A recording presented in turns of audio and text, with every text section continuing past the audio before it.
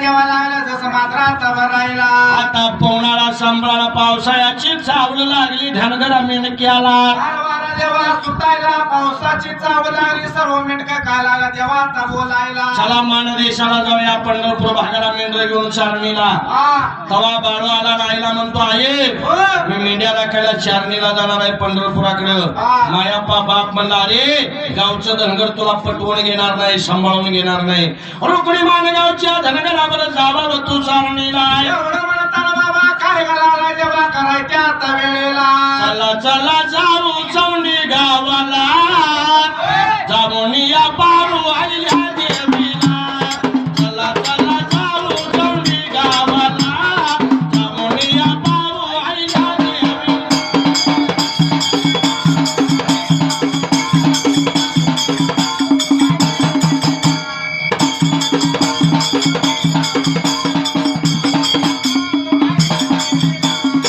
धनगर समाजाचे दैवत थोरे राजमाता अहिल्या देवी होळके रे दोन्ही हात जोडून बंधू चरणाला जामुनिया पारू आईल्या देवीला चला चला जाऊ चौंडी गावाला जामुनिया पारू आईल्या देवीला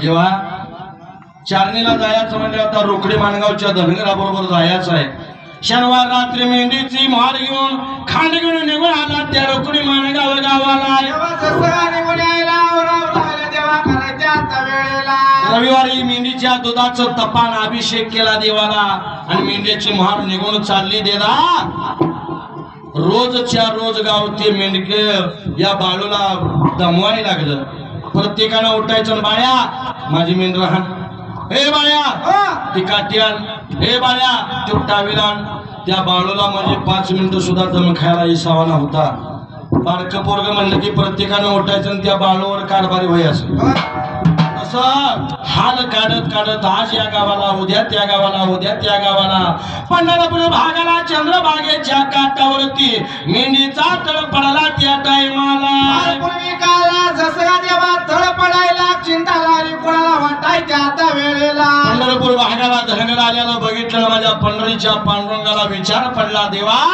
लई धनगर आपल्या भागाला मेंढर घेऊन आले ते आता नीट ऐका बरं का बाळूचा बाळूमामा झाला कसा कळणार आहे हा ए अक्का जरा मोबाईल ठेव बरं मोबाईल देवाकडे ध्यान असावं देवाला आलोय ना आपण बंदच नाही मोबाईल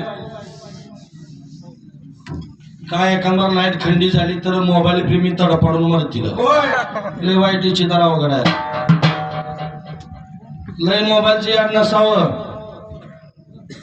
फार ऍडजस्टमेंट तडजोडीचं साधन म्हणून रचना केली आणि या मोबाईल मुळे 60% पुरी नांदायला नाही त्या त्यांचं सोडपत्र झालं या मोबाईल मुळे लक्षात असू द्या का तर पोलीस स्टेशनला मी सर्व्हिस करतोय आम्हाला विचारा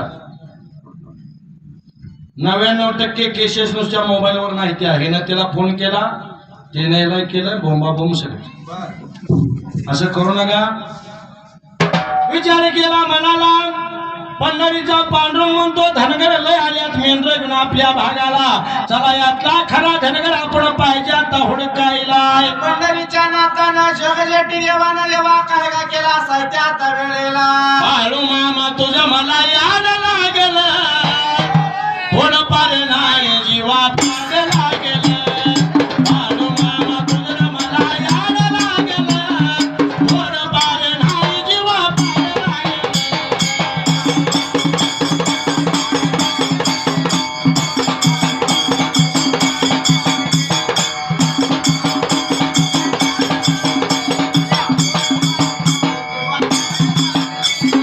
देवा तुझ्या भगतीचा छंद लागे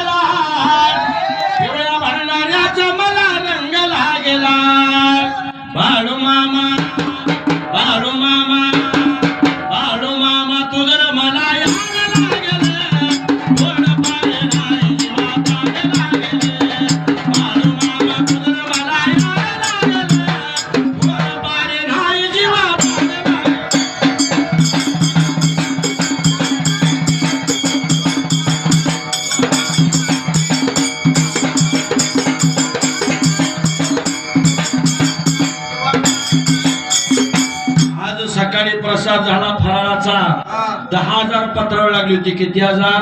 10,000. आणि आता जरा वाढच दिसते जरा ज्यादा. होय.